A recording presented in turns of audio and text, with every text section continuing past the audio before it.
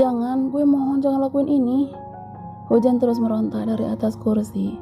Air mata terus membasahi pipinya yang putih mulus, yang kebetulan itu adalah bagian wajah kegemaran suaminya. Tiga wanita itu tidak memperdulikan jerit tangis Hujan yang tidak bisa berbuat apa-apa kecuali menyiapkan diri untuk menerima perlakuan sadis orang-orang di hadapannya itu. Lo mau bagian yang mana dulu, Jan? Kata Melan yang menyusuri wajah cantik istri mantan kekasihnya. Tolong jangan, gue akan lakuin apapun asal kalian lepasin gue, pinta Hujan di sela isak tangisnya. Lo gak akan gue lepasin, gue udah lama nunggu hari ini, jawab Vika dengan kilat mata penuh dendam luar biasa. Iya, kita udah lama rencanain ini semua, jadi kali ini gak boleh gagal sebelum kita hancurin lo, timpal Sarah yang sebenarnya tidak memiliki masalah apapun. Gadis itu hanya sekedar ikut-ikutan saja. Vika yang ingin memulai aksinya meminta pria yang sedari tadi ada di dekatnya untuk turun lagi ke lantai bawah. Dia tidak ingin rencananya akan berantakan jika si gondrong melihat tubuh molek Hujan karena itu di luar dari rencana mereka. Buka bajunya, titah Vika pada Sarah karena tangannya sedang memegang pisau kecil. Siap, kita kuliti tubuhnya. Seru banget kayaknya, seru Sarah sambil tertawa terbahak-bahak. Begitupun dengan Vika dan Melan. Hujan menjerit dengan sangat keras berharap siapapun bisa menolongnya, meski sedikit harapan mengingat lokasi yang sepi di ujung gang sempit dan kecil. Dia terus menyebut nama suami dan juga bundanya dalam hati dengan doa yang tidak henti memohon diselamatkan dalam keadaan apapun. Tunggu, seru Vika pada Sarah saat gadis itu hendak membuka baju Hujan. Apalagi? Waktu kita tidak banyak. Gue mau bikin pesan suara buat Ai. Gue penasaran apa reaksinya saat tahu istri tercintanya ini lagi dalam bahaya, ucap Vika terkekeh sambil meraih ponselnya di dalam nakas. Cepat ngomong, titah Vika saat menyodorkan benda pipi miliknya ke arah Hujan. Eits, lo gak boleh ngomong macam-macam. Cukup minta tolong, pinta Vika sambil tertawa keras. Hujan yang ketakutan dan gemetar hanya diam saat Vika menyuruhnya berbicara. Cepat ngomong, sentak Vika lagi. Kak, tolong. Usai mengirim pesan suara Hujan kepada Air dan memastikan jika pemuda itu telah menerimanya, Vika langsung melempar ponselnya keluar jendela setelah mematikan dan menghancurkannya. Kini tiga wanita yang tidak memiliki rasa kasihan itu memulai aksinya. Hujan duduk di kursi dengan tangan diikat ke belakang. Kini Melan sudah membuka baju atasan Hujan. Niat awal tidak ingin membuka mulut Hujan, namun karena gadis itu terus menjerit akhirnya Vika melakbannya. Ketiganya sangat menikmati raut wajah takut Hujan saat gadis itu menutup matanya. Lumayan masih kenceng juga nih. Gue yakin banget ini pasti area favoritnya Ai, iya kan? Ketus Vika saat ia melihat dada Hujan. Dan kali ini gue akan rusak. Ai akan jijik banget nanti pas lihat model dada baru lo ini. Gelak tawa Vika sungguh sangat menggema ke seisi lantai 2 ruko. Vika dengan pelan menyayat dada Hujan dengan cutter kecil yang sudah ia siapkan. Tanpa ragu dia terus memainkan benda tajam itu di tubuh bagian atas Hujan. Darah mulai keluar sedikit demi sedikit saat dia menggoreskannya secara abstrak dan pelan. Hujan terus menahan sakit dan perih. Air mata seakan tidak bisa lagi menggambarkan betapa kini ia sangat terluka, raga dan batinnya, akan tingkah biadab tiga wanita yang kini sedang menyiksanya dengan berbagai benda tajam. Lain Vika, tentu lain juga tugas Sarah dan Melan, dua gadis itu, juga ikut fokus pada bagian tubuh Hujan yang lainnya. Model apa ya yang bagus? Gumam Melan dengan sebuah gunting di tangannya. Hujan menggelengkan kepalanya, memberi isyarat agar Melan tidak ikut melakukan hal menyakitkan kepadanya.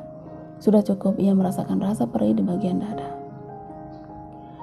Botakin aja sebelah rambutnya, kayaknya itu lucu deh, kekeh Sarah yang ditimpali gelak tawa oleh dua teman biadabnya. Iya, lo bener banget. Melan langsung menyentuh rambut hitam panjang milik Hujan. Dia gunting secara acak, panjang dan pendek sesuka hatinya sambil tertawa puas. Rambut yang sering dibelai manja oleh Air kini berantakan tidak berbentuk lagi. Lo lucu banget, sumpah. ke Kak Sarah dan Melan. "Mel, lo buka celana si Hujan. Yang ini biar giliran gue." Tita Pika sambil berjalan menuju sebuah nakas. Dia lalu membuka kunci untuk mengambil satu bungkusan kecil. "Siap, Pik?" Melan membuka celana jeans milik Hujan. Dia lepaskan dan melemparnya asal. Kini hanya tinggal short pendek yang menutupi tubuh langsing Hujan. "Buka semua, biar telanjang sekalian," ucap Pika dengan satu benda di tangannya. Oke." Hujan terus meronta. Bahkan ia sempat menendang Melan dengan keras sampai tersungkur dan itu membuat Vika semakin geram. "Berani lo ya," sentak Vika, lalu dia menampar bolak-balik pipi Hujan penuh emosi. Melan tetap melanjutkan tugasnya untuk membuka sisa pakaian Hujan. "Wah, lagi halangan kayaknya, tapi bersih sih," seru Melan saat melihat dalaman Hujan terdapat pembalut yang merekat. "Bagus deh, jijik banget gue kalau sampai lihat," saut Vika dengan menggerdikkan bahunya. Melan dan Sarah memegangi lutut Hujan. Ia buka dengan sangat lebar sampai terlihat dengan jelas area sensitif milik Hujan. Dan kini Vika siap melayangkan aksi bejatnya. "Sekarang lo rasain nih bubuk cabe. Gue semprot di bagian favorit suami lo. Dan setelah ini dia akan ninggalin lo, Jan." Hujan ditinggalkan begitu saja dengan hanya ditutupi selai kain dan dalam keadaan pingsan. Dia tidak lagi kuat dengan apa yang diterimanya kini. Badannya mungkin masih bisa bertahan, tapi tidak dengan psikisnya. Dia shock berat saat cairan bubuk cabai disemprotkan di bagian area sensitifnya. Dan hampir 1 jam kemudian akhirnya dia ditemukan oleh orang-orang suruhan Reza yang memang melakukan pencarian dengan sangat maksimal. Cara kerjanya bahkan melebihi polisi. "Kakak gak akan kuat lihat Hujan kayak gini," ucap Langit di depan ruang kamar rawat inap rumah sakit milik Rahardian. Hanya Langit dan Bumi yang baru Reza hubungi, karena 2 orang ini sudah pasti akan lebih kuat saat melihat keadaan Hujan yang memperhatinkan. Bahkan Air yang dibawa pulang ke apartemen pun masih menangis di pelukan mamanya. "Kakak tuh yang ada bisa pingsan 40 hari 40 malam," cetus Bumi sambil melengos pergi. Reza memijit pelipisnya. Dia tidak bisa membayangkan reaksi si sulung saat mengetahui keadaan Hujan saat ini. Mendengar sang istri meminta tolong lewat pesan suara saja, dia sudah tidak sadarkan diri. Lalu bagaimana jika melihat Hujan dalam keadaan berantakan seperti sekarang? Entah kemurkaan apa yang akan dilakukan Air pada orang-orang yang melukai pemilik hatinya itu. "Pah, itu yang 4 orang mau diapain?" tanya Langit saat ia mendapat laporan jika para pelaku sudah ditangkap di salah satu rumah di pinggiran kota. "Amankan saja dulu, kita fokus pada Hujan," titah Reza saat dijawab anggukan oleh Langit. Dokter keluar berserta 2 suster dari dalam kamar perawatan. Reza dan Langit langsung menghampiri dengan segera. "Bagaimana, Dok?" tanya 2 pria tampan itu berbarengan. "Hanya luka di bagian sensitifnya yang harus segera ditangani lebih lanjut. Luka sayatan di bagian dada tidak terlalu parah, hanya saja..." Dokter menghela napasnya sebelum ia melanjutkan perkataannya. "Hanya saja apa?" tanya Reza dengan sangat penasaran. "Sepertinya Nona muda akan mengalami trauma psikologis yang cukup berat saat sadar nanti. Jadi pengobatan harus dilakukan dengan semaksimal mungkin, bukan hanya pada tubuhnya saja," jelas dokter. "Kalian harus melakukan yang terbaik untuk menantu saya," tegas Reza. Air yang masih ada di dalam kamar terus menanyakan Hujan pada mamanya. Dia yang begitu cemas dan khawatir, tidak hentinya menangis mengutuk dirinya sendiri yang tidak bisa menjaga sang istri. "Ma, Hujan udah ketemu belum?" Entah sudah berapa kali Air menanyakan hal ini pada Melisa. Wanita yang sama sedihnya itu hanya tahu jika Hujan kini sudah ada di rumah sakit, tapi dia belum tahu pasti keadaannya. "Kamu yang tenang, Papa akan lakuin yang terbaik untuk Hujan, kita berdoa ya." Air menggelengkan kepalanya. Dia meraih ponsel yang tergeletak di atas nakas sisi tempat tidur. "Kak, kamu mau telepon siapa?" "Kakak mau tahu Hujan di mana, Mah?" Kakak jawab Air, karena dia merasa ada yang ditutupi oleh papanya. Hanya nada tunggu yang ia dengar, begitupun saat ia mencoba menghubungi Langit juga Bumi.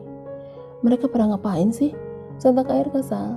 Dia bangkit dari tempat tidur kemudian bergegas keluar kamar. "Kak, mau kemana?"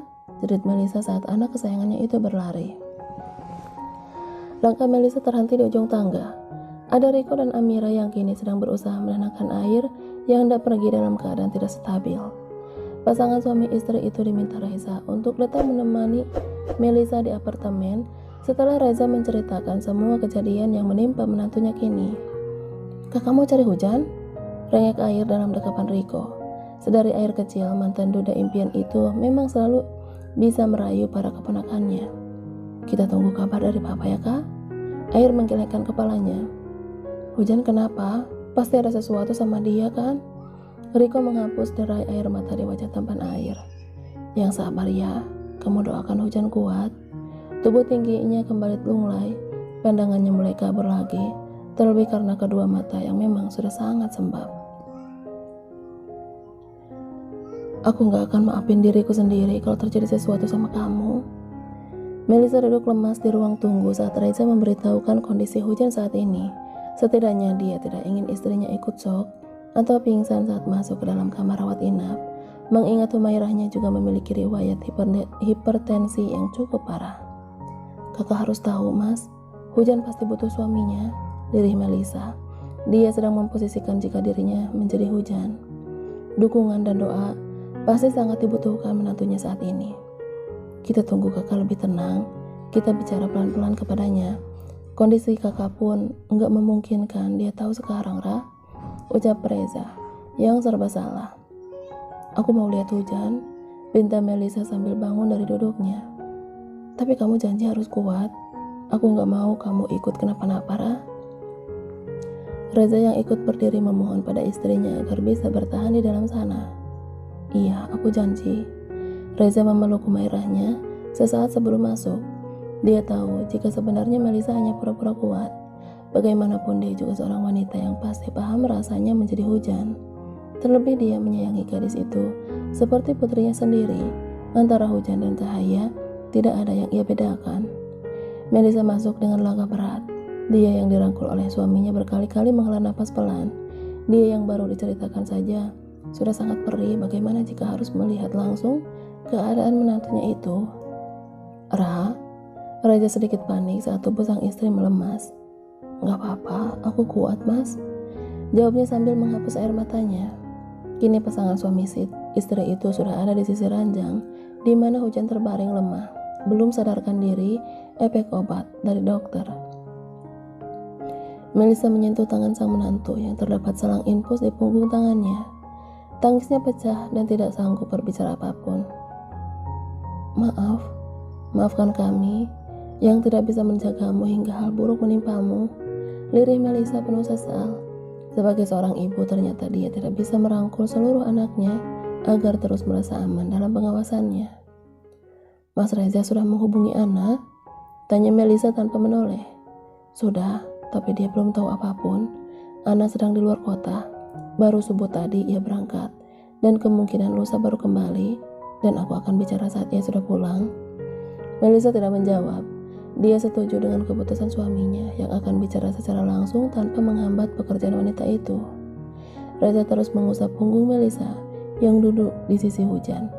Dia genggam tangan sang menantu dengan lembut, seakan ia ingin mengalirkan kekuatan. Melisa menyentuh pipi hujan yang kemerahan akibat tamparan keras Pika. Dia menangis karena mengingat saat si sulung selalu menciumi kedua pipi istrinya tanpa ampun. "Kalian pasti kuat dan bisa melewati ini semua. Anggap ini sebuah ujian rumah tangga," bisik Melisa yang lalu menciumi wajah hujan. Dia yang berusaha kuat tetap saja tidak tega melihat semua ini. "Kita harus gimana mas? Aku udah siapin semua yang terbaik. Dokter psikolog akan datang memeriksa hujan saat ia sadar nanti," jawab Reza yang sudah berbicara langsung dengan dokter mengenai penyembuhan menantu pertama Rahardian itu. "Hujan pasti trauma berat. Semua yang terjadi bisa saja membekas terus dalam dirinya," lirih Melisa. "Iya, itu yang aku takutkan. Apalagi jika ini harus berimbas pada rumah tangga mereka." Melisa mengusap wajahnya. Dia tidak bisa membayangkan apapun saat ini.